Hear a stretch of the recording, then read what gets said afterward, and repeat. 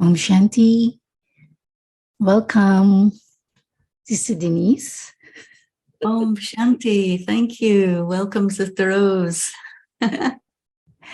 So, for this weekend session, return to the essence. And as you have said in the material that you have written prior to this session, you will discuss, you'll consider Raj Yoga in its historical, ideological, cultural, theological, and philosophical contexts. So I think for many BKs, this is a rare opportunity to listen to such an explanation of Raj Yoga. And I thought returning to the essence should be simple, but it is not.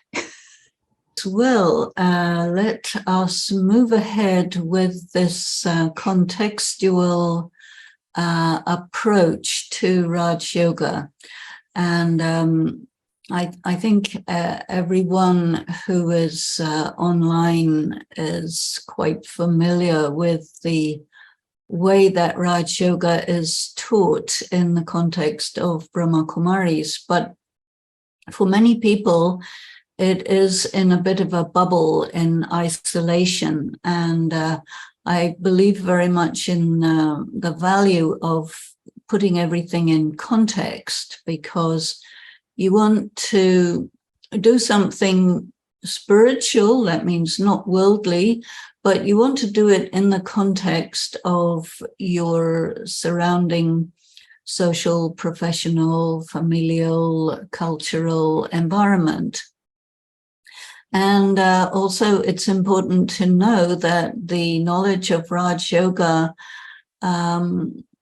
is mentioned especially in the Gita, and the knowledge that is given to us by incorporeal Shiva is clearly described as Sahaj Yoga. So Sahaj Yoga is always translated as easy yoga or easy Raj Yoga. But Sahaj also has a meaning of context. And Sahaj means in the context of your relationships, whether in the family, in the professional arena, in the culture, in the religious environment that you happen to be in. And this is given in specific and direct contrast to what is called Hatha Yoga. And of course, most people in the Western world and even in India think of Hatha Yoga as exercises of the body and perhaps pranayama, the breathing exercises. But otherwise, Hatha Yoga means yoga by force. And it is also specifically practiced by those who are called the sannyasins. And so the sannyasis are people who practice spirituality basically according to the principles of the Vedas. And they do this in isolation from the family. They usually go into the jungles and live by themselves in the mountains, in caves, and they do their practices completely away from family. They don't have any professional environment. They are in a cultural context, no doubt, and they're also in a religious and philosophical context. But so this is the first contrast between what we do in Raj Yoga in Brahma Kumaris and what the other people do and call it Raj Yoga. And you can see that in the material that is written by Patanjali. This is the famous work on the 8 forms of yoga, and he puts Raj Yoga as the highest, which means they go all the way through different physical practices, all the way through to meditation. But what we are doing is different. and it is called Raj Yoga. Now, Raj Yoga is mentioned in the Gita, which is the most ancient of all scriptures.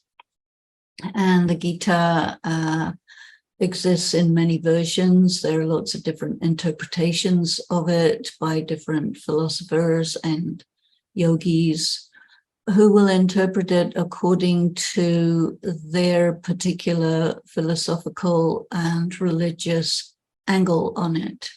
And then we have Shiv Baba meaning the incorporeal supreme father of all souls, who is also called the speaker of the Gita. And he says that he has come to speak the Gita once again. And in the Gita, it is said that the knowledge of the Gita is given every so often.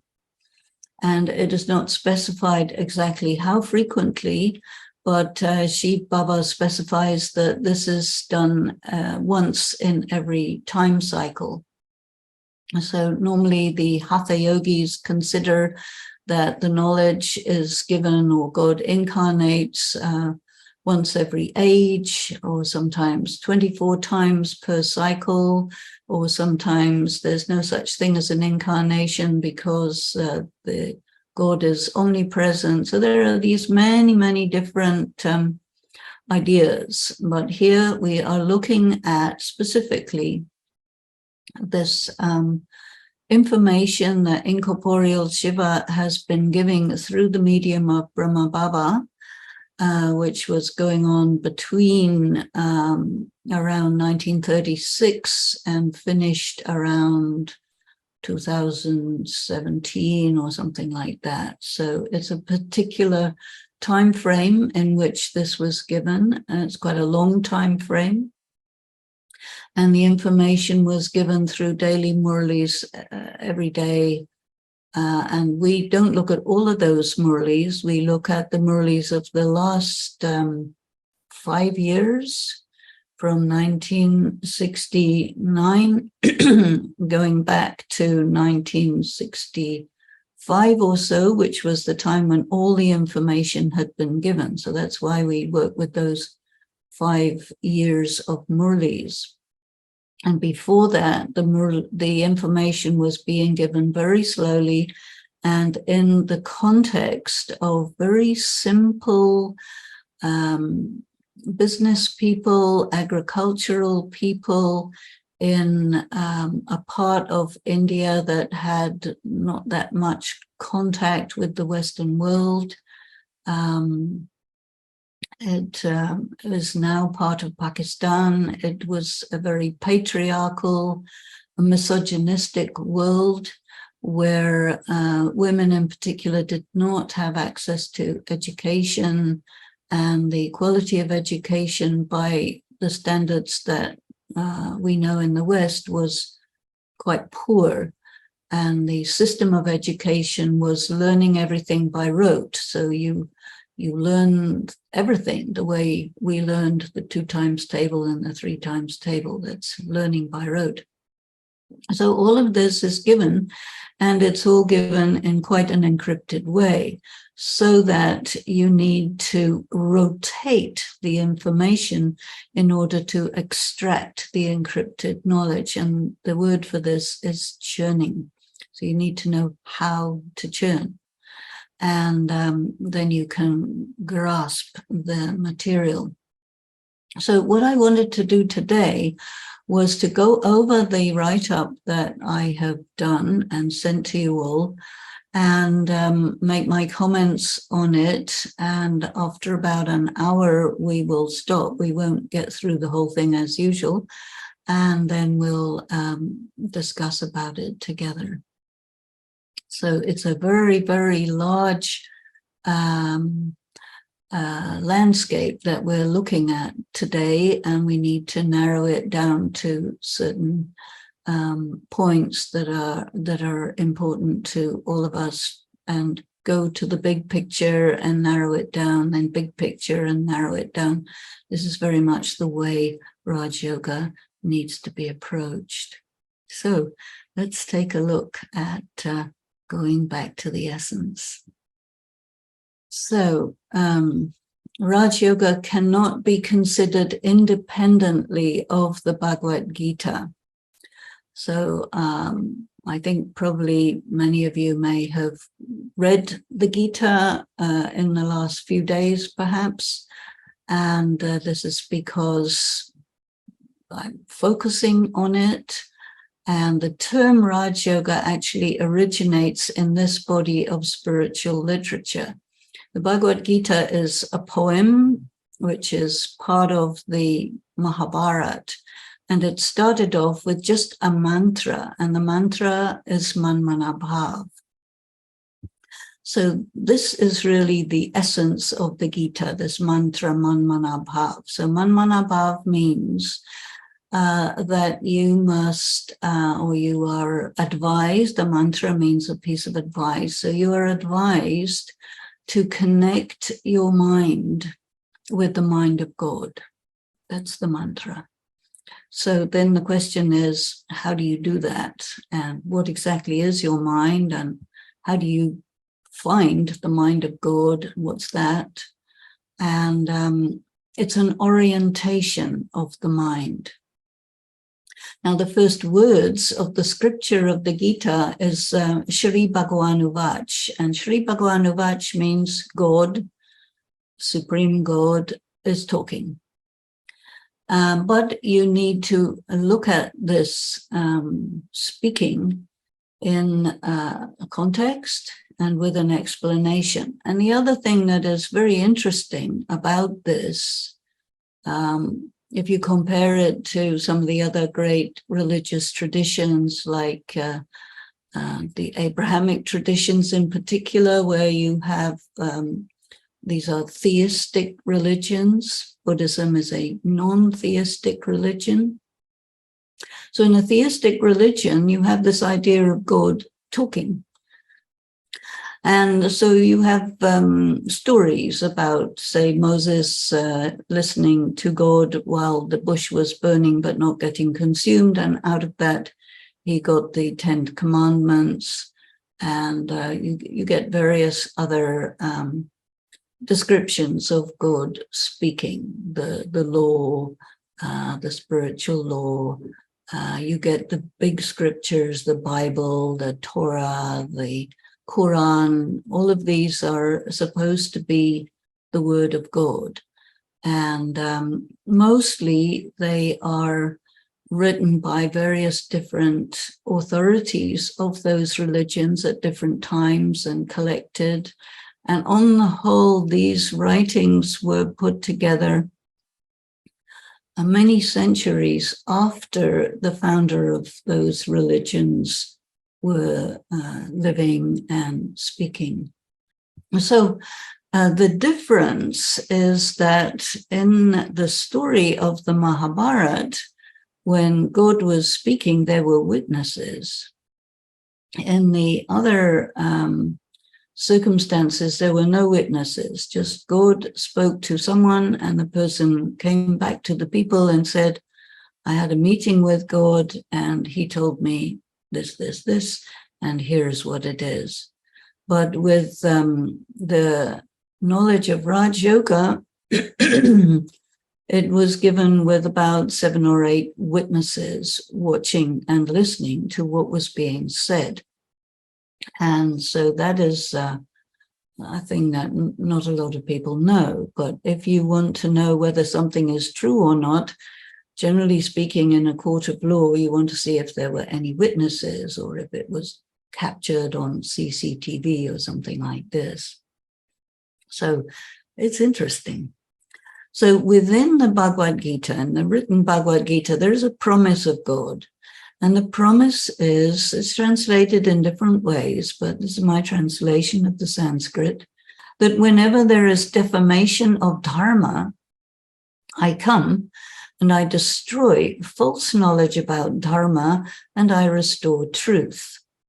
And I've translated it this way. Usually people use the word religion for Dharma, but actually Dharma is a much wider idea than religion. And Dharma literally means what you are or what it is. So in that case, we can understand that defamation of Dharma means to assert that what is not actually what is. And what is reality, what is life, what is existence, what is the universe, all of these things, we are told about them in two different ways in the Western culture. You have the scientific idea with a Big Bang, and the universe happened millions of years ago, and after some time it will disappear in another Big Bang, and by that time we will have figured it out, hopefully. It's a very, very long time span. In Hinduism also, they look at things in a very, very long time span, and also in all of these religions, they look at them physically. And they look at creation as a physical phenomenon. And basically what the speaker of the Gita, what God is saying is that matter is not the whole story. Matter is just part of the story. And you yourselves are non-material beings who are operating in the dimension of matter. But if you want to know Dharma, then you have to know matter and you have to know the spiritual realm as well. And you need to understand things that are outside the range of scientific inquiry, because science is based on sense perception, because you can only perceive matter through your senses. You cannot perceive spiritual things through your senses. And because of that, the third eye is mentioned. So the third eye is something that we talk about quite a lot in Raj Yoga. And the third eye refers to your mental and intellectual capability to perceive things that are not material and to understand them. So what I also mentioned is that this is very, very famous, probably the most famous quote from the Gita that is often mentioned, interpreted in lots of ways, and usually to suit the agenda and purposes of whoever is speaking about it. And my agenda is basically to look at what the Gita is saying and compare that with what incorporeal God is saying, because he refers to the Gita and makes many quotes from the Gita in the Murlis. So then we can see it in that wider context. So the Gita is 700 lines of poetry, and it is in the context of the Mahabarata, which is 100,000 lines of poetry. It's the biggest poem in existence. I think it's something like 10 times the size of the Odyssey and the Iliad, which is a huge, big poem. So the Mahabharata, in India, there are two huge poems. One is the Ramayana, also very famous, and then the Mahabharata. And the Gita refers both to the Mahabharata and to the Ramayana, which means it predates these large poems into which it is inserted. So the Mahabharata is a story about three different kinds of people. One type of people are the people who are completely hedonistic and totally into the satisfaction, gratification of desires, and so they're very into all sorts of things that are historically considered antagonistic to spiritual practice. So that's one set of people. The other set of people are scientific. They are very mathematical, logical, and they understand matter. And they create many inventions, many of which, or most of which, are military. And eventually they create weapons of mass destruction. And so these weapons are described. And up until the 1940s, and people thought this was wild imagination of the ancient people until they saw nuclear bombs. And of course, nowadays, the film of Oppenheimer is there that everyone wants to have a look at. And he also had been studying the Gita, and he is famous for having quoted a line from the Gita when the first nuclear bomb was exploded. And so it's interesting that all those thousands of years ago, these weapons of mass destruction had been known, they had been described, but yet people in the modern world, or even quite far back into the ancient world, didn't really know what these were. So they called them divine weapons, or magic weapons. And this refers to the last World War, in which all of humanity is basically almost all destroyed. And that after that, the world is completely reset and there's a new civilization. So in the Murlis, Shiv Baba frequently mentions that the present time is the time of the episode of the Gita, which means the events described in the Gita are actually playing out in reality at the present time. So while the Gita is just 700 lines and you can read the whole Mahabarata in a few days, the actual period of time where all of this takes place is said to be about a century, give or take. Who knows exactly how long, but it is this time. And it's the time when you have the people of the big powers in the world lining up, and for quite some time, there has been this desire of particular individuals to become global powers and to be the controller, the emperor of the whole world. And there are many, many legends and stories about this human passion to rule the world. And it's an ancient story. And so the protagonists are given the name Kauravas, Pandavas, and Yadavas. So the Yadavas are the scientific ones, the Kauravas are the hedonistic ones, and the Pandavas are a very, very tiny handful of people who have love for God. And they're not trying to be the rulers of the world.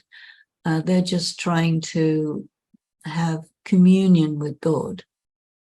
And in the process, they learn many things. So all of this teaching is called the knowledge of the Gita. But the circumstances are, you really need to know what is life, what is death, what is time, what is going on in this massive, massive global transformation. And there are predictions about it that have been given from many different sources, including predictions that Shiv Baba spoke about through Brahma Baba. And he said, no, there will be a nuclear war, and there will be vast cataclysmic natural calamities, and there will be pandemics, and there will be starvation, and there will be civil war, race war. All these things are slowly beginning to show their faces a little bit, then they die down again. But I think overall it seems to be gradually intensifying, and people are feeling themselves to be more and more under stress and in need of spiritual support. So it's in this context that incorporeal God presents himself by speaking about the knowledge of the Gita and correcting what people have thought and saying that that is not true, what they have thought, and that here I will tell you what is true, and then you decide what you think. And if you go with what's not true, that's up to you. And if you go with true, then that's up to you. And depending on what you go with will be your karma, what you do, how you handle yourself.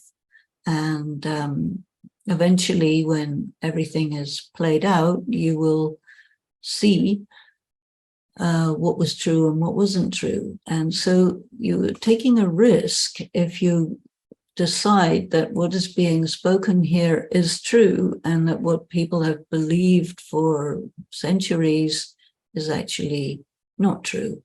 And so then you start to act according to what you consider to be true and stop acting according to what you consider to be not true. And of course, this creates lots of disturbance and upheaval because you find yourself at odds with the way everyone else is going. So that is the circumstances of the Gita, much disturbance in many areas. So when you come and you encounter Brahma Kumaris, then you are offered to study the 7 days course in which you get information about the soul, the supreme soul, the cycle of time, the tree of different religions and cultures, the ladder, which is a kind of staircase of 84 births as you go through the 4 ages. Lakshmi and Narayan is an image of the people of the Golden Age, the emperor and empress of the Golden Age. And there you see that it encapsulates this concept that is the opposite of what we know as a patriarchal system. So it is a system where males and females are absolutely balanced, not very different from one another. It's not a matter of one section of the people being dominant over another section. So there is no question of skin color or race or language or culture or anything. So it's a very unified period of time because the world population is very small. And it is developed in India because the other parts of the world were depopulated through war and calamities and so many things. The Trimurti is very, very interesting. It is icons that refer to what is called the acts of God. So what does God do? And so we heard already, well, God speaks. What does he say? That we will look into in a minute. And what does he do? In the Trimurti, it is said what he does is get the new civilization set up.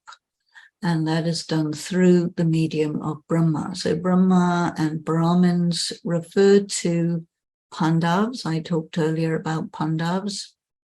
So these are people who have love for God, love for humanity, and who are trying to understand God, who are trying to have yoga, who are trying to understand themselves, who are trying to understand karma, all these spiritual matters they're trying to understand. So he explains to them, and they understand variably. Some understand well, some not so well. So the Trimurti also talks about destruction. because the old civilization has to be destroyed. The old world has to be destroyed. So how is that done? It is said this is done through the fire of yoga. So there are two kinds of fire. One kind of fire is physical fire, volcanoes and other kinds of huge burning change of everything material through fire. The bombs create a great deal of fire.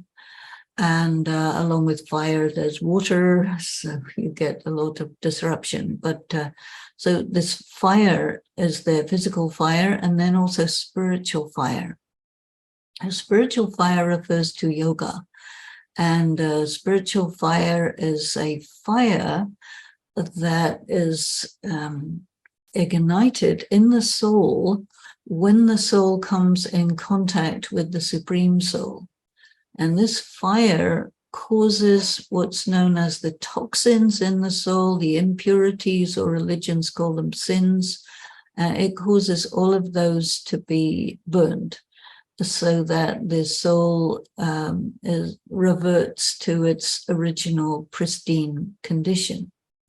And then the result of this combination of fire, of yoga, and study is that you become what is called Vishnu, which is the balanced human being, androgynous, virtuous, fully empowered, wise being who can take care of the earth without causing any disturbances and maintaining the social, agricultural, political world in very good condition for many, many centuries, thousands of years. And then slowly that breaks down and the whole thing falls apart and starts again. And so we're also learning to conceptualize, to understand what is eternity, infinity, immortality. And that's very deep, but that's basically what this is all about. And of course, it takes time to grasp, but you start with the 7 days course. And so I'm assuming that most of the people who are in this gathering have been through that, have studied many Murlis, but the purpose of this is to introduce people to the spiritual knowledge, people who don't know anything about it or who know about it according to what Shiv Baba calls adharma, which is in an inaccurate way. So now that we already know this, I think it's good to put it in context. And why I'm doing this is because I find that most of the people who are studying this, who were not born as Hindus, know these things in isolation. And even the people who were born as Hindus know these things in the context of bhakti, and it's very difficult for a Hindu to distinguish between what is dharma and what is adharma. And that's just the way it is. So that's why you need the study to clarify things. So this session of EGY is looking at Raj Yoga in the historical, ideological, cultural, theological, and philosophical contexts as far as we can. Okay. So when you study this material in isolation, you study it like small children. And you learn a few simplified ideas by heart. And most of the focus is on behavior management and recruitment. So after doing this for 80 years, we can assume that this part has been accomplished. And then the question is, what is next? So I think it's important to just put this statement in context, because when all of this began, it was in the 1930s. And so at that time, Brahma Baba was about 54 years old when it started. And Jagadamba Saraswati, who was his right-hand person. She was 17, so very young. She was quite well educated. She knew English. She was a Bombay girl, very fashionable, very artistic. She could sing well, play music. She was sharp and bright. And he took her to be the sort of designated mother of these children who emerged. So the children ranged from about 6 years old to, I think, the oldest of these women was Dadi Janki, who was 21 at that time. These were the ones that were studying. There were also some older women, and they also studied, but not in the intense way that these young ones were prepared. And there were some men as well. So this was a tiny group of people, which actually grew to maybe a couple of thousand at some point, because it became famous. Everybody was having visions, and they would see Krishna, and they would go to paradise, and all this kind of stuff.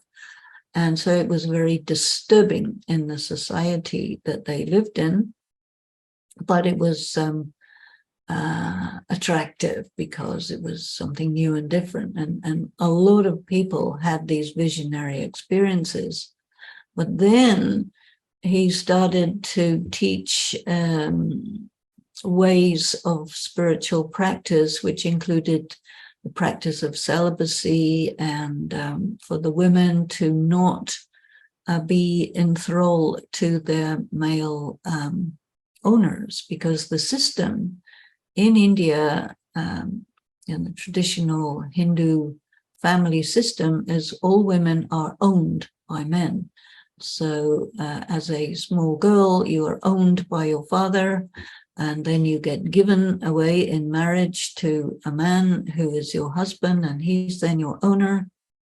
And then if he dies after a while and you survive him as a widow, you then become owned by your son, your eldest son. So the women in that circumstance are always items of property owned, and they have no rights at all. No rights to decide about their life, about what they will do, how many children they will have, when they will have sex.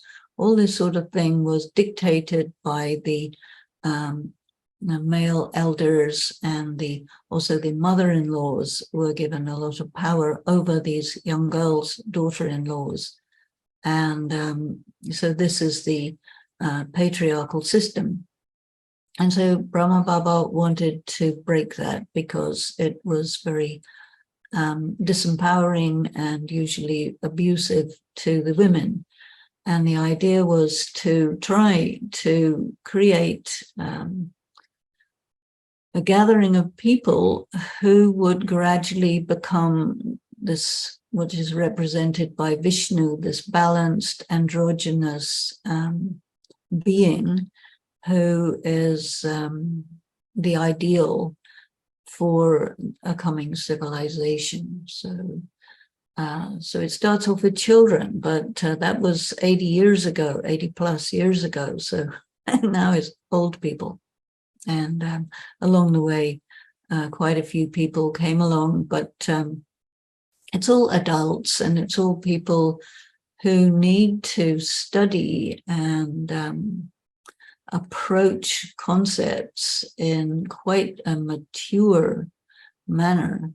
And to learn these things in a childlike way is irritating and inappropriate. But let's look at how that pans out.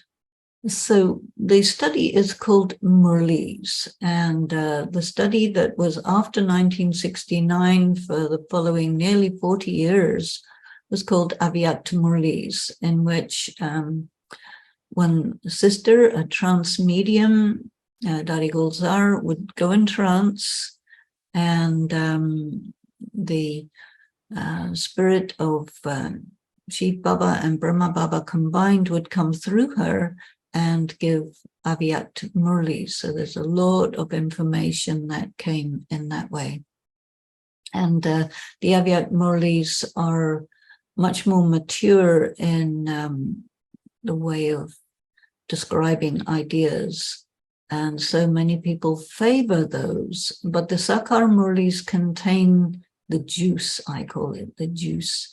But it's very difficult to extract the juice. And so the Avyakt Murlis are like extracted juice from the Sakar Murlis for those who weren't able to extract it for themselves. And so they do, many of them do go into a lot of depth of the practice and study, but nowadays you don't see those too much because they're deep and they're complex. And a lot of people who are studying these things, or teaching these things, for many of them, it's really out of range. And so unfortunately, in a way, it's not really taught at the level that it could be. So my personal interest is to look at it and see if we can, at least those who want to, look at this knowledge in this sort of way. And so that's what the EGY gathering is all about.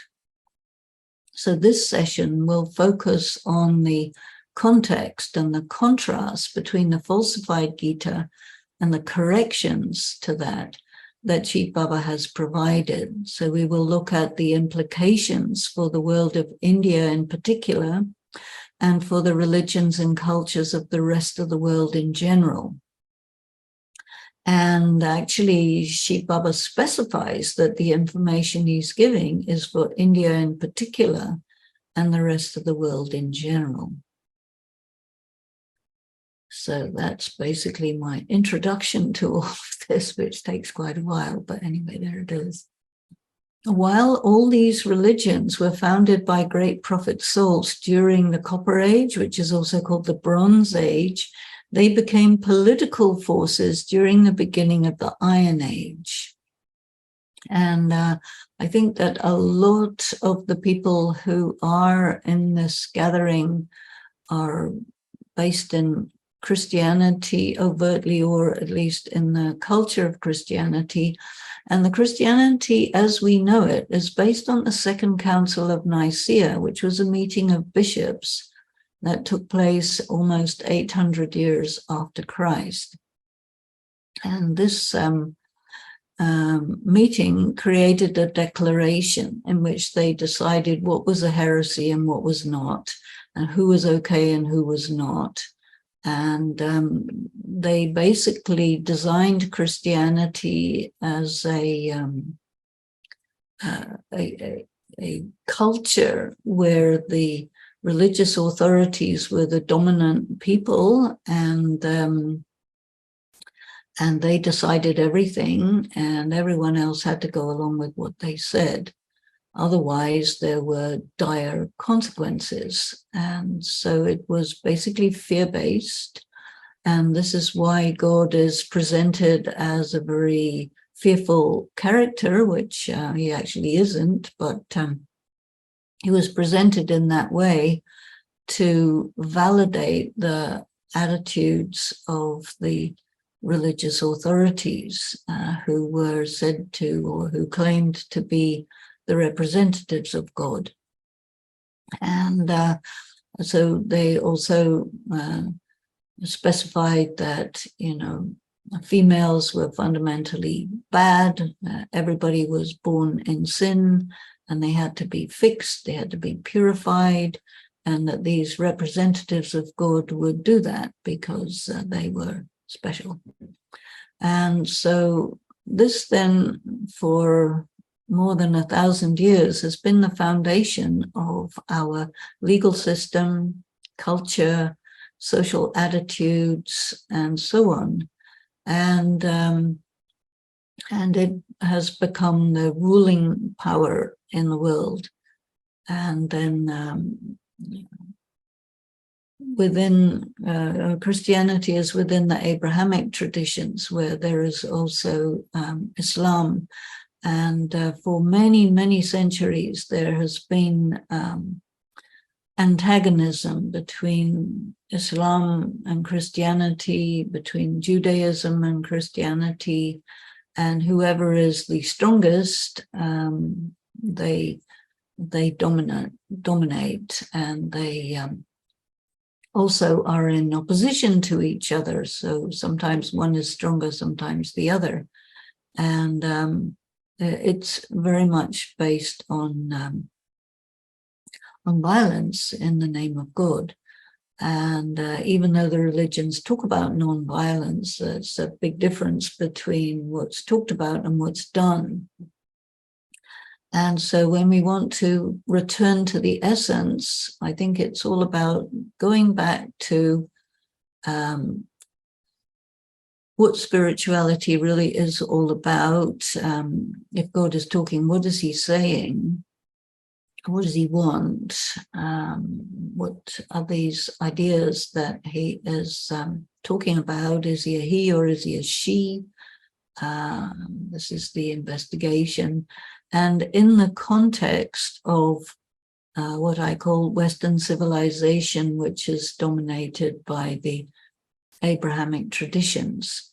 Of course, on the other side of the world, you have a very powerful traditions of Buddhism and other Asian approaches like the Tao. And then in India, you have Hinduism, which corresponds very closely to pantheism, which was spread throughout the world and which was basically stamped out by Islam and Christianity as they took over different sections of the world as colonizers or dominant powers.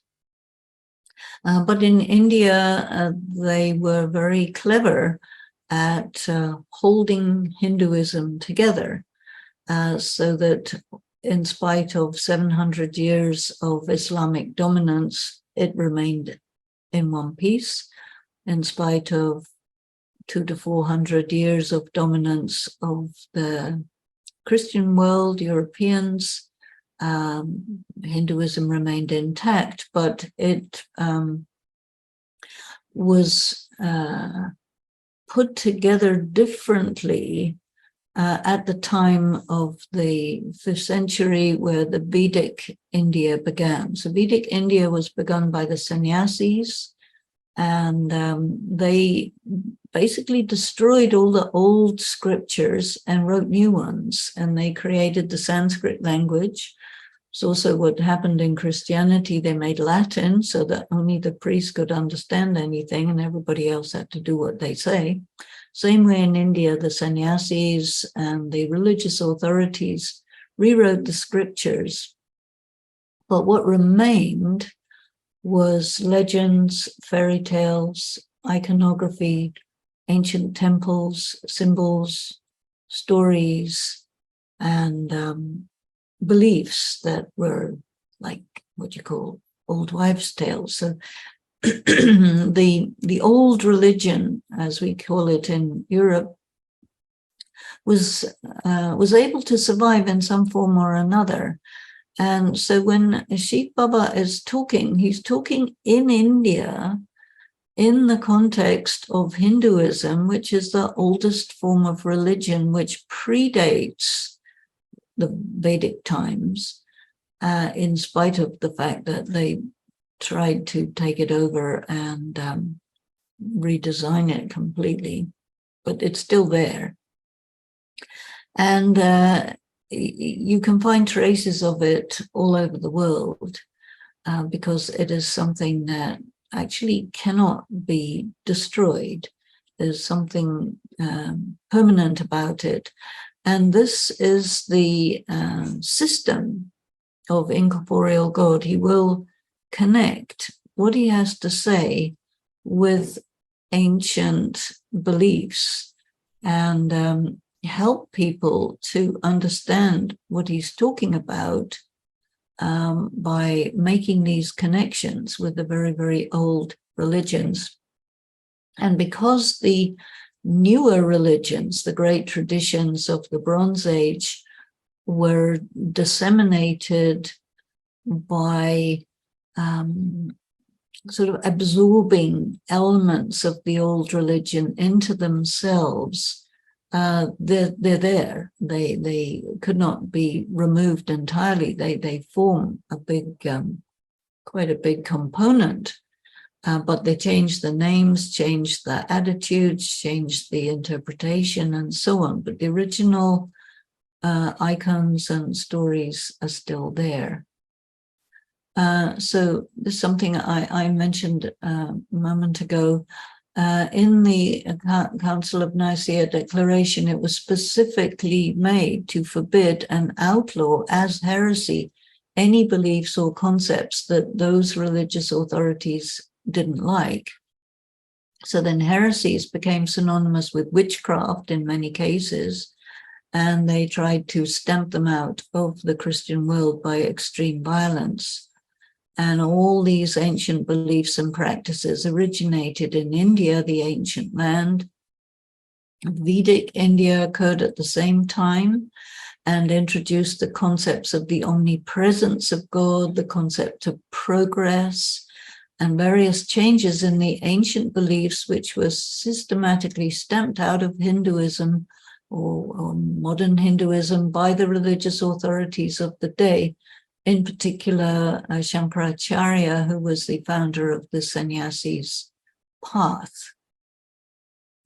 And so this is why there was always this witch burning and attempts to, like, for example, you have Big Pharma is outlawing healing with herbs, homeopathy, all the kinds of soft medicines, as it's called in France, alternative healthcare systems, which are very, very good and not very expensive, but they want to use whatever they can and try to put patents on old substances that are known to have healing properties so that they are out of reach of the normal people who know about it just by their traditions. So this is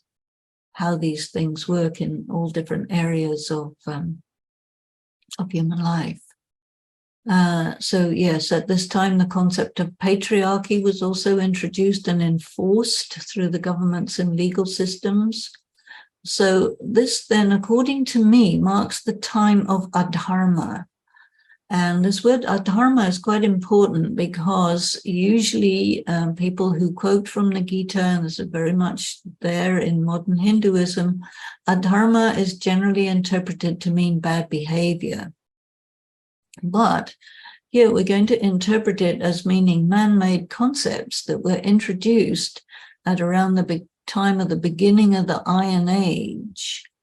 And then you are really challenging the fundamental concepts upon which present-day global civilizations are built.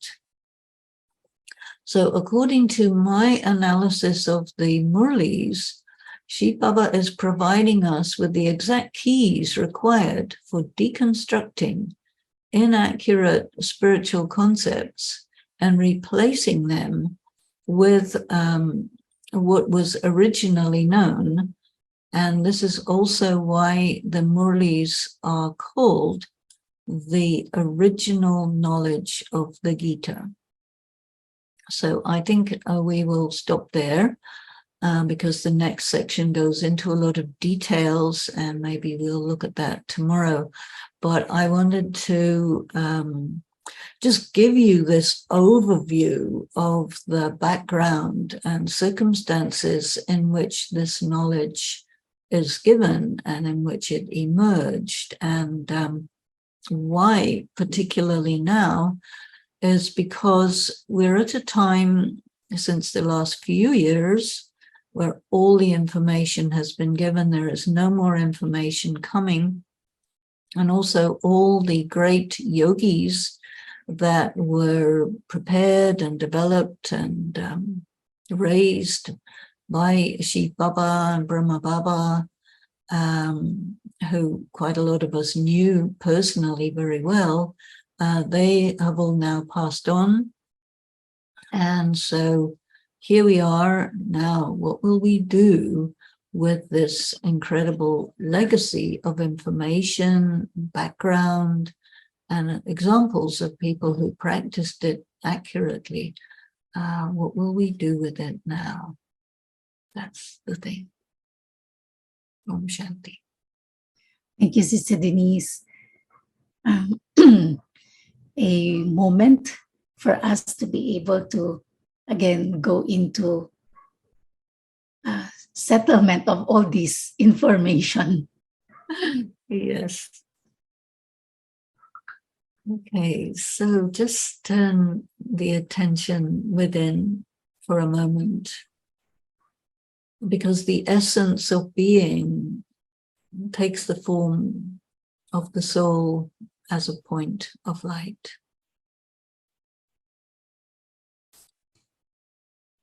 All things are contained in the point. And when we open out the point, we look at the things, but then return back to the point. I am the point of light, the spiritual being, the soul. And all my story is in that point.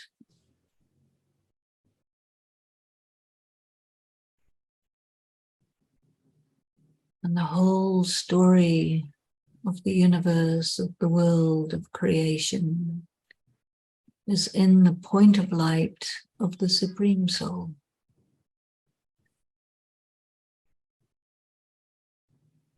So eventually it becomes just the point of light of me, communing with the point of light of the Supreme Soul, to absorb that light in the form of power and in the form of clear concepts, clear description of everything that is.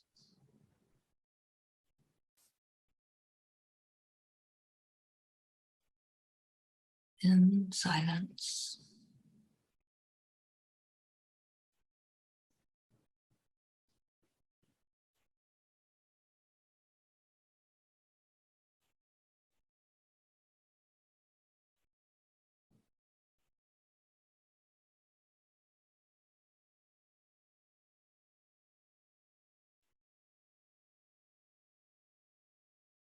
Then allow yourself to come back into the everyday reality, where we look at little pieces of the big puzzle.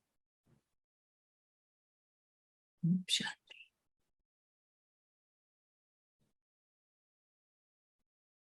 Om Shanti.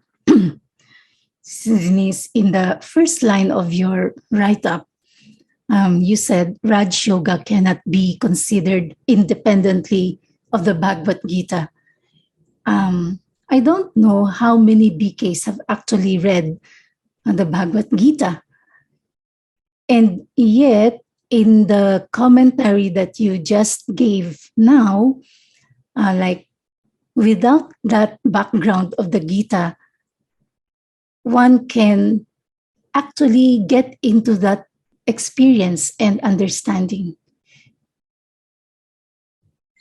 You can absolutely get into the experience, but the understanding would be to a certain extent. And why I'm taking up this is looking at it in the context of, most of us have been studying this for a large number of years. And, when I first encountered this, I was a researcher in BBC, right? So I was an investigative type. And I said, okay, what you're telling me sounds accurate. And I need to know all about it from A to Z, the background. What are you talking about? Where did this come from? Etc., etc., etc. And so I've always approached it in that way. And that was also because the teacher I had was Dadi Janki, who knew Hindu Bhakti upside down and backwards. I mean, every single thing there is to know about it, she knew. And she knew closely many of the big gurus of the day. And her main thing was to interrogate them and figure out if they were talking nonsense or not. And she was a very, very high caliber yogi. And also in her work with Shiv Baba and Brahma Baba,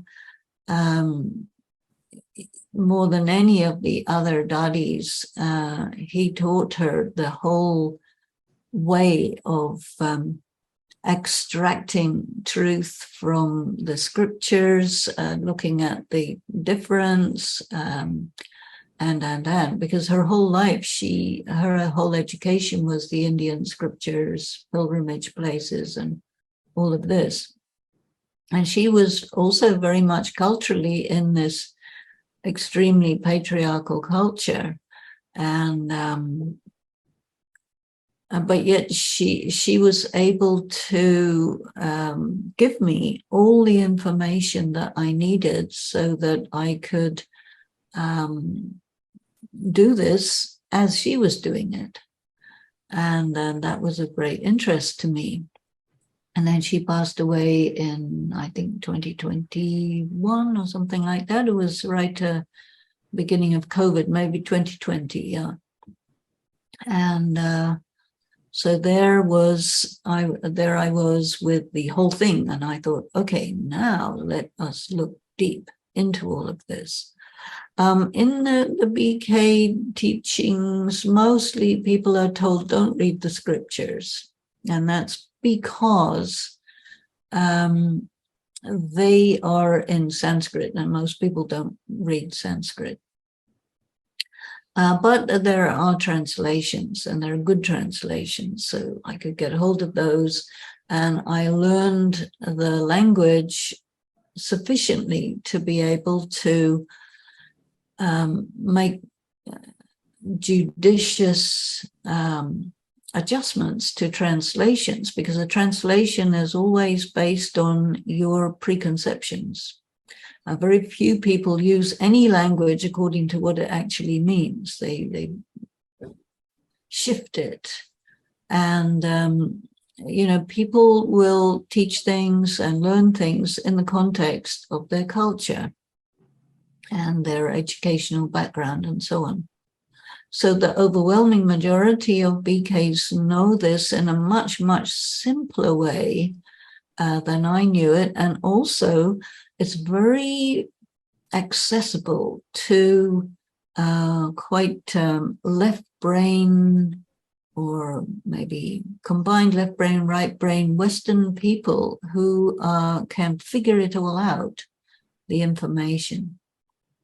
But when it comes to yoga, making contact and being in communion with incorporeal God, and not that many people can do that. And Dadi Janki used to say, 95% of BKs cannot meditate.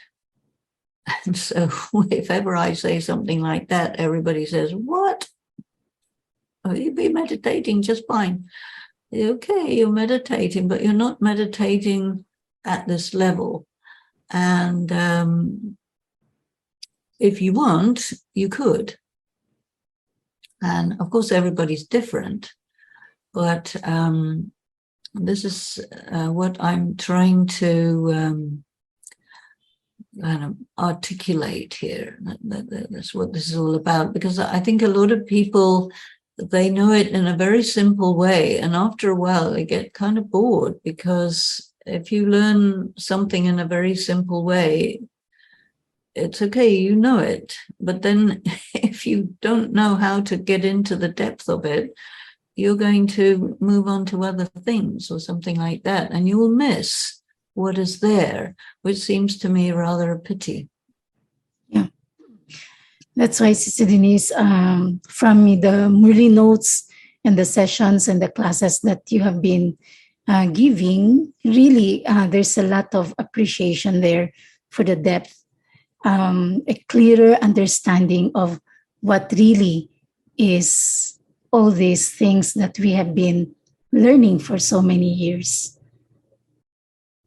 And I think also, those of us who did not get born as Hindus, we got born into a culture, many of us in the Judeo-Christian culture, and you have to be able to look at this in that context as well, because that's what you grew up in, and that's where your references are. And if you look at this is one of my main things, if you look at this in isolation, like in a bubble, it becomes just theoretical, and that's it.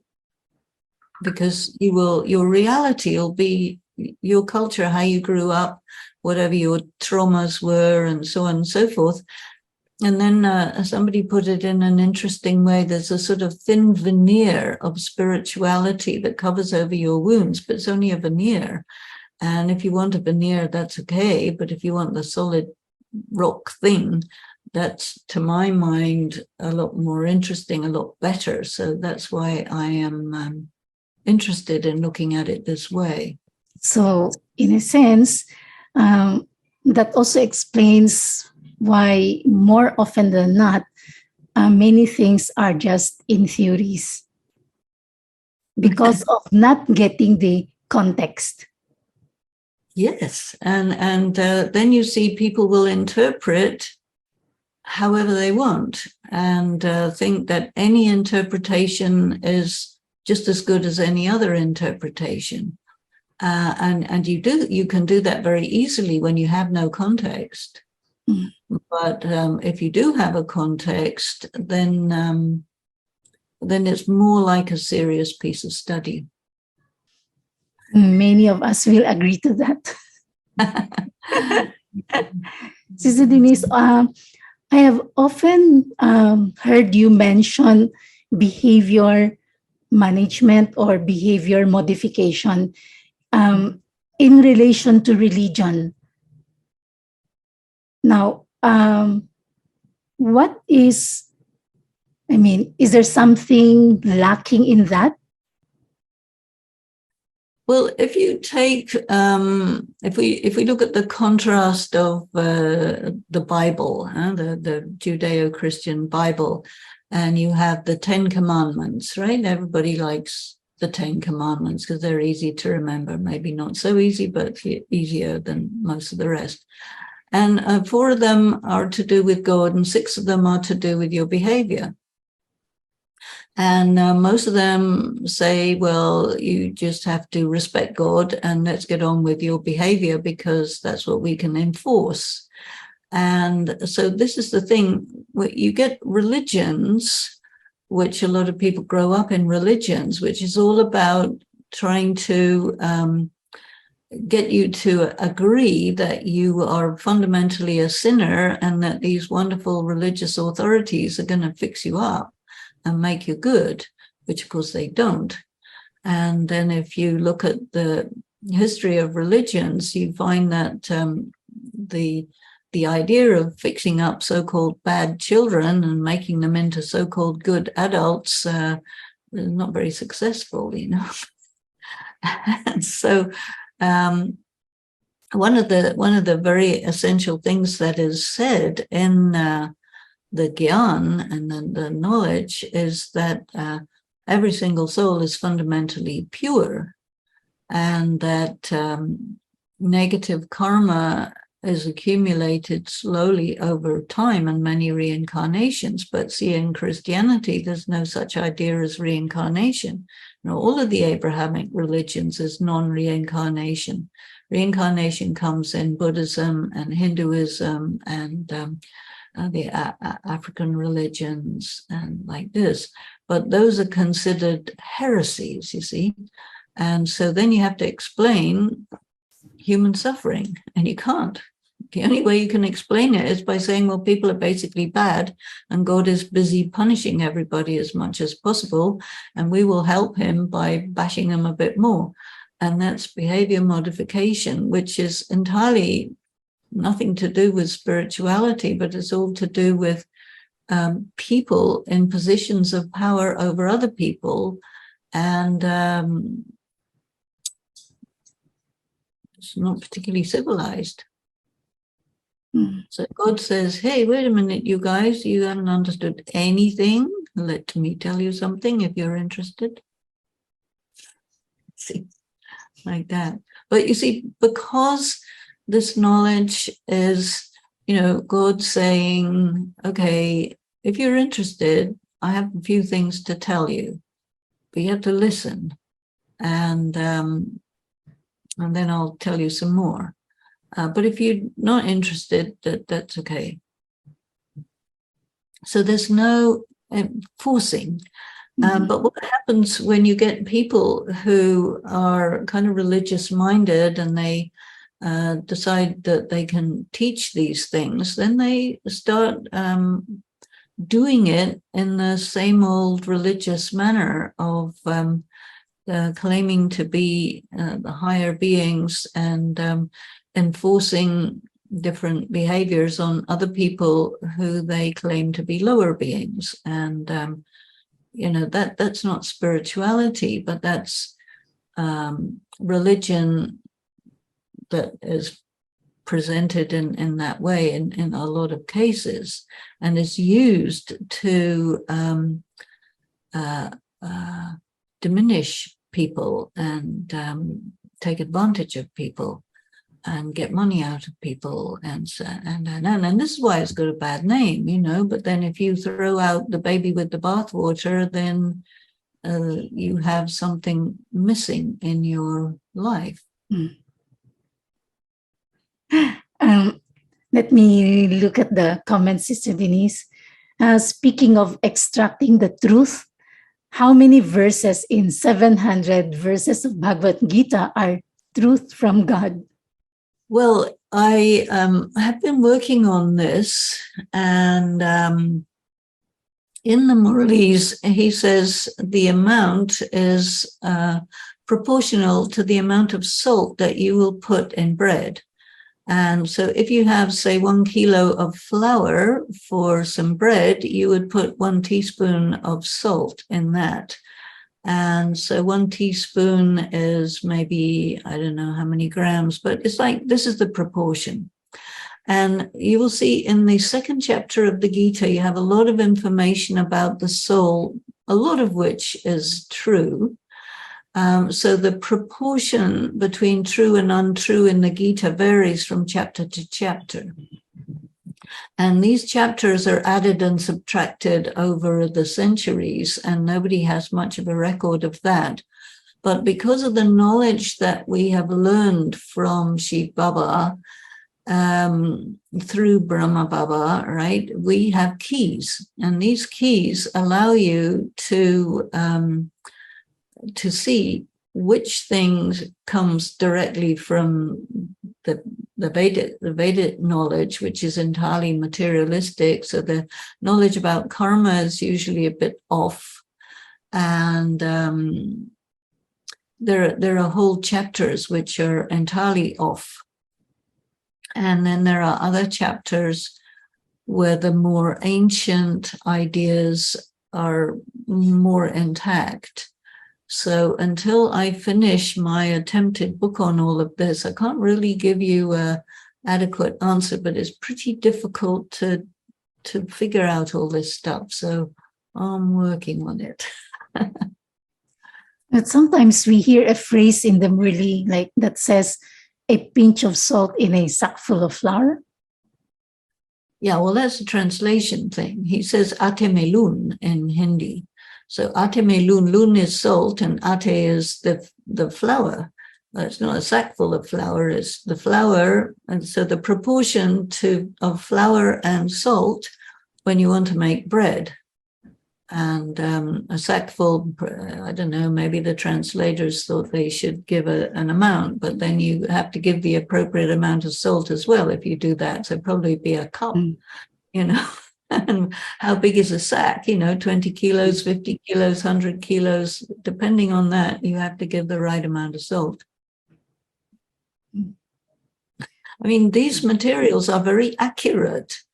And the traditional Hindu way of describing religion is very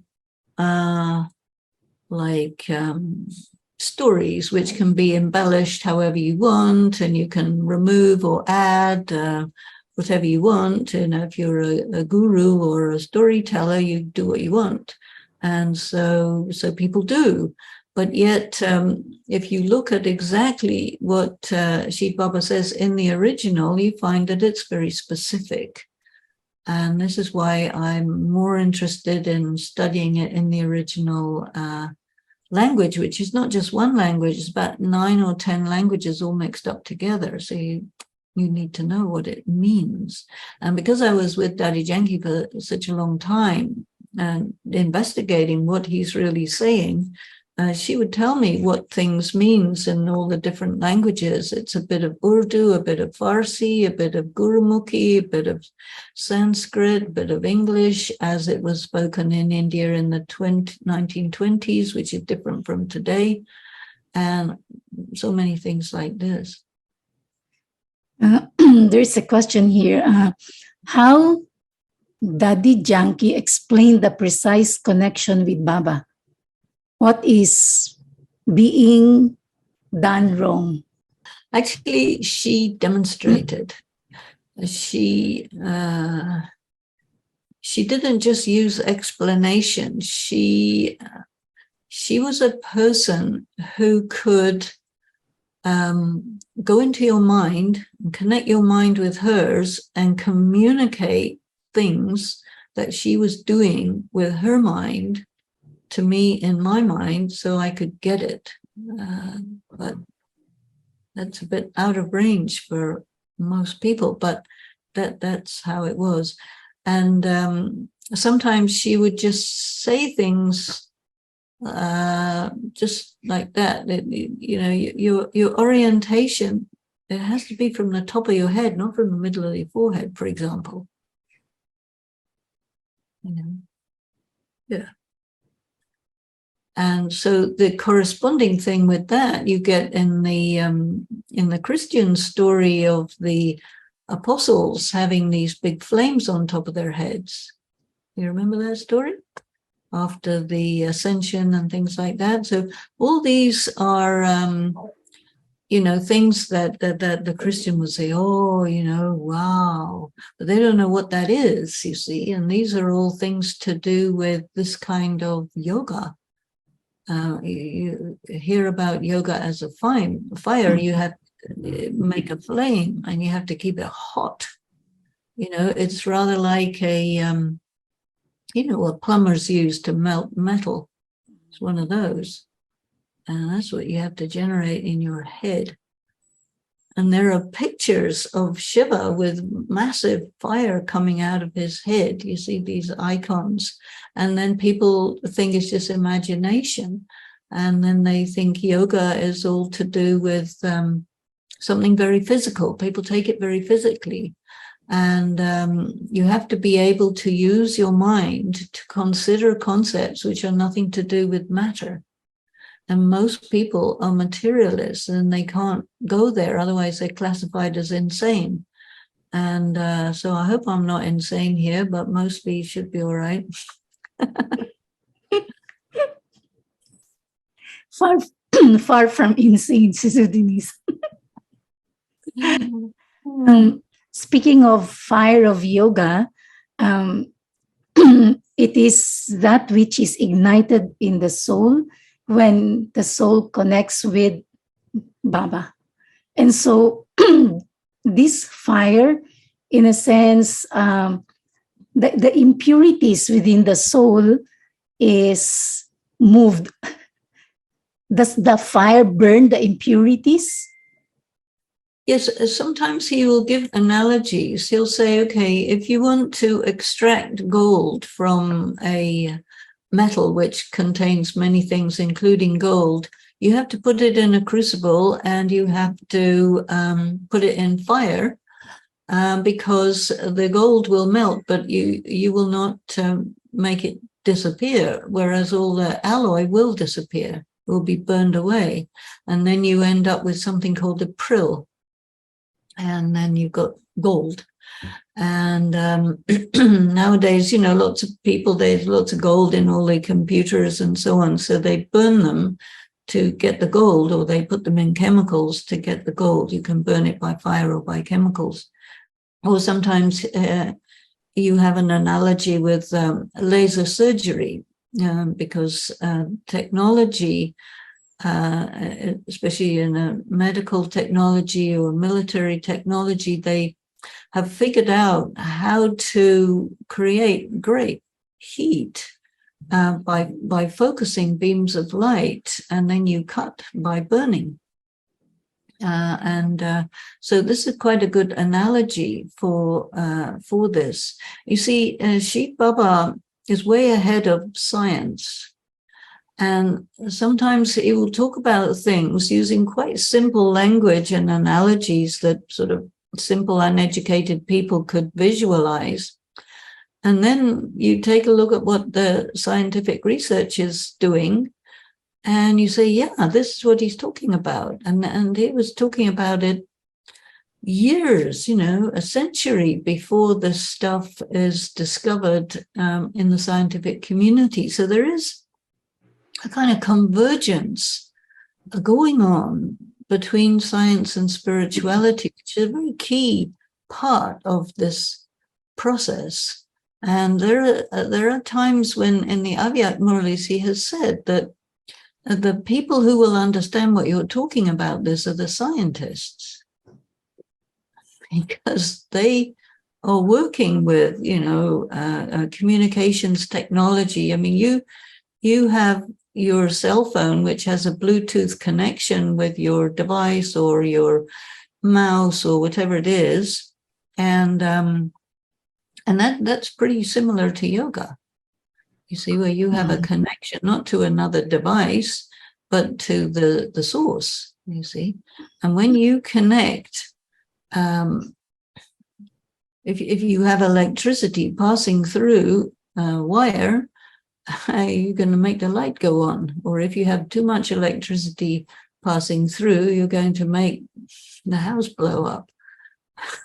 Something like this, you see. So it's all about learning how to connect yourself with the source slowly, so that you can manage it. Because when you start to have accurate yoga, then whatever impurities in your soul, they will start getting shifted, and you will find yourself getting very upset about that, because it will cause mental disturbance and it will cause physical disturbance and things. So he says, this is analogous to Ayurvedic medicine, because if you take herbs in Ayurvedic medicine, they will cause the toxins in the body to erupt through the skin or vomit or whatever.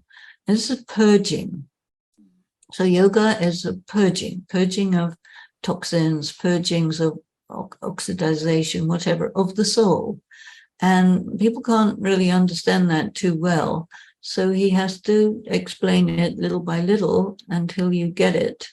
And this is why this is a practice that's done for years and years and years. But if you keep it on the kindergarten level, you won't get very far. You don't have to do that.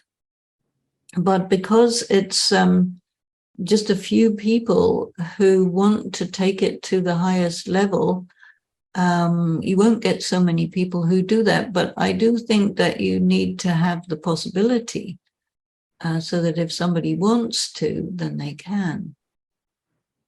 At the moment, that level of study is not really provided, but it was in early days.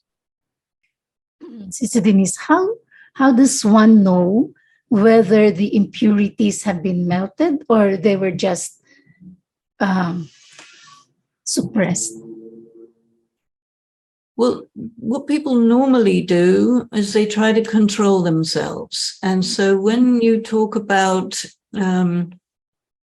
behavior management, which we were talking about earlier, you know, control your anger, control your lust, control your greed, control, this is all suppression. And this is what religions do. They want to suppress everything, which is fair enough, but doesn't work.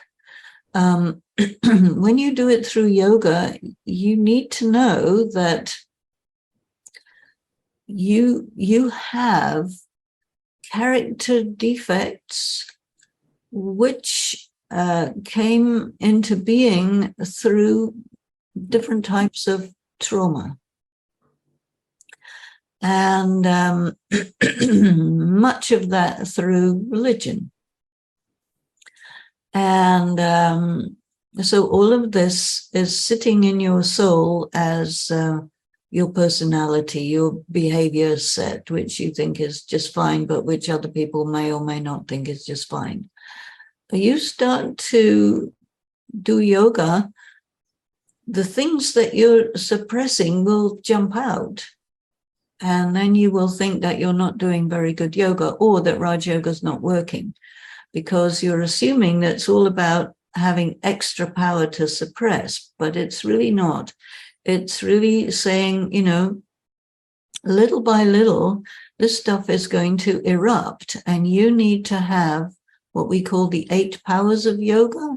You need to endure, you need to manage pain, you need to manage, you know, like you'll have a depressed day, you'll have a crazy day, you'll be irritated by everything, and you'll not like yourself, but you won't be able to do anything about it.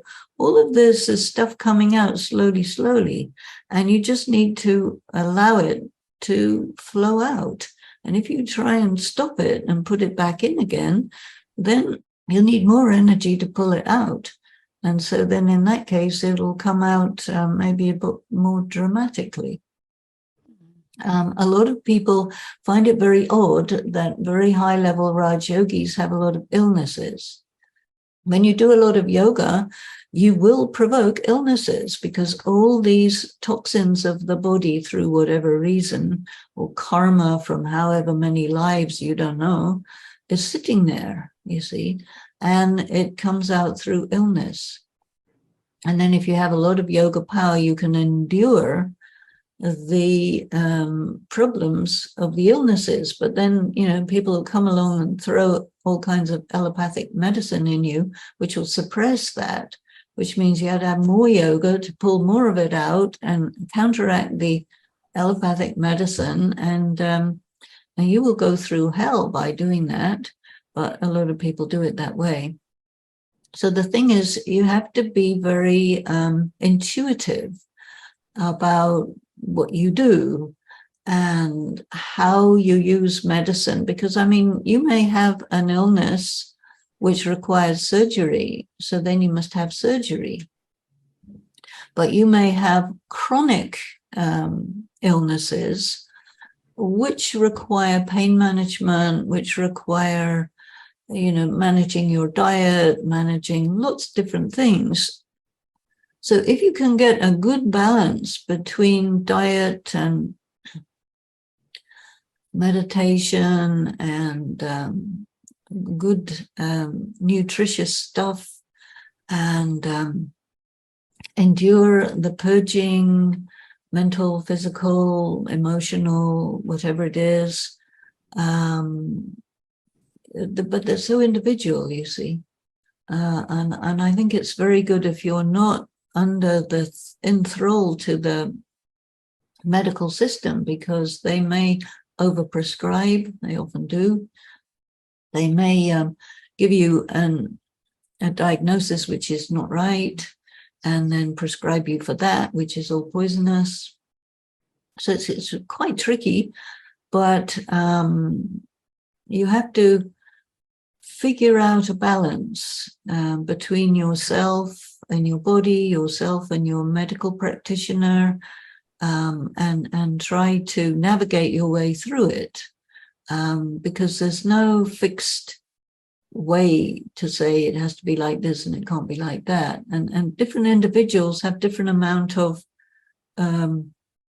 power to manage these things. You know, some people are very naturally strong and good constitution, and you can manage it better, and others, they can't take pain. So then you have to use pain medication, but that will weaken you in other ways. So to be able to endure the purging, one needs a lot of power. You do, and you also need to be very sure of yourself. That makes a big difference, because if you give away your power, or you're not sure of yourself, or you put yourself in the hands of people who decide they know better than anybody else, you can be in a lot of trouble. And if you decide that you will do whatever you can and use medical assistance and so on when you really can't, but you have to be careful about addiction, you see, because pain medication, especially now, they love to give you opioids, which will make you an addict real quick. It weakens you spiritually, you see. And so what I found in my situation is that it was actually better to manage the pain just by yoga practice than by pain medication, because eventually pain medication doesn't work anyway. And plus it weakens you, so then you're in big trouble. But if you manage your pain as best as you can with the least amount possible of pain medication, then you can get to a point where you can actually be immune to pain. But that's a pretty high stage, and only a few people can get there. So this is why I say you just have to really see yourself, what you can do, and don't be stupid about it. There are people who will be stupid about it. In other words, you have to, in a sense, take control of your situation also. And yeah. Okay, so let me read some comments here. Referring to today's Murli, is it accurate to constantly qualify the one as the father? Today it is said it is certainly the father that makes the fortune of the mothers. This isn't a body-conscious qualification within a patriarchal, genderized categories and beliefs? You have to understand the culture of India.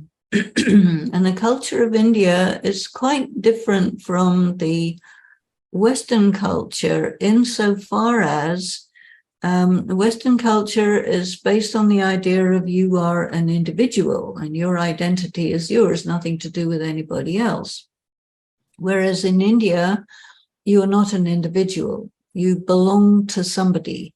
And so father means the person that you first belong to when you're born. You don't belong to your mother, you belong to your father. Your mother belongs to your father as well. And so your mentality is oriented to a father figure. And the patriarchy is an amplification of that. But from the angle of Shiv Baba, he says, father will take care of you, provide for you, arrange for your education, make sure that you're healthy and you've got all whatever you need, and give you an inheritance. And so this is why the father figure is important. And if you have an individual in the more traditional-minded people from that part of the world, and if they lose all members of their family, they lose their identity, because they're not somebody's sister, father, brother, and nephew, niece, etc., etc. And there was an example of this when there was the big tsunami in 2004, which hit the southern part of India very badly. And there were villages where there was a village where there was only one survivor, and his problem was that he lost his identity, not that he lost his stuff. You see? And so you have to realize that the people who are studying these Murlis at the time when they were given are of that mentality. And that you who are studying them now are not of that culture or of that mentality. So you will overlay your prejudices and preconceptions and come up with a conclusion which will not really help you to understand why this statement is there.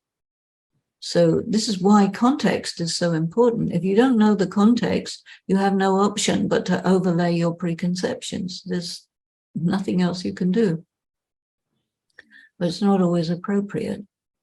It's a comment here. Endure, manage, but not act out, as this repeats the behavior. So that is to differentiate how to manage, to improve. Well, all these words, endure and manage, they're really very subjective words. So you have your own interpretation of them. But one of the things that is often mentioned is check yourself. And when you are doing different activities and different interactions with different people, try to observe yourself while you're doing it, or if it all goes out of hand, and go back to it. And if you've got a camera which has recorded the scene, even better. But it's tricky to set up a camera in advance of knowing that you're about to have a big argument or something like that. But, there are now lots of people who keep cameras running and security cameras and things like that. But, if you can just watch yourself from the eye of the camera, and they say the camera doesn't lie, you are able to see yourself differently than how it looks from inside, you see. And that can help you to get an angle on what you're doing, which you don't realize. So that's just a little device. But otherwise, if you are somebody who gets very angry or gets very depressed or whatever your thing is, everybody has something that they do that they'd rather not be doing, and they keep on doing it anyway. You need to go deep into it and try to find the origin of it, because there's always an origin, because everything you do, even if somebody doesn't like it, it's always logical. But you have to find the logic. Why is this going on? What's the cause? And once you've seen the cause or the injury or whatever that caused this to happen, and also once you are in touch with your essential self, which does happen with the study and practice, you get in touch with it. You get moments where you can really feel and see your unpolluted self. You have a reference point that you can move towards, you see. And in this way, you can progress, but you have to be very attentive on yourself and write evaluations of your performances. Often we are said to be actors. Okay, you're an actor, you're performing. How was the performance? You can improve it. You can really pay attention and take responsibility, and you will get better. There's a comment here. It seems religion these days are also wanting to return to their essence. What we need to realize is that we have been detached from the truth for almost a cycle. Well, I think that you have to decide what you mean by truth and what you mean by religion. But, one thing that you do learn in Raj Yoga is that the passage of time causes deterioration not only to your car or your computer, but also to your soul and to your body, and that you do not really progress normally. You decline. But we have a culture which is a culture of progress. This is the foundation of democracy. It says, that everything is progressing, and therefore everything is getting better, and therefore everybody can figure out what's the right answer to anything, and because it's progress, we believe in progress. And it's not very clear to people what they mean by progress other than technology. And so when you're talking about religion, and people say, oh, well, in this particular period of time, they were, torturing people. Well, they still are torturing people. It's much more sophisticated now than it ever was then. But you hide it. So then you say there's progress. But excuse me, what's going on here? And there are a lot of people who are very desirous of understanding their spirituality and of developing themselves spiritually. And it's difficult because there's a big smorgasbord of, opportunities to do that, from the traditional religions to all sorts of gurus and mentors and writers, and it's all over the place. And you got this huge supermarket, and they all promise the same thing. And so you go and pop your money wherever you think it will give you a good return. And this is a very strong motivator for a lot of people.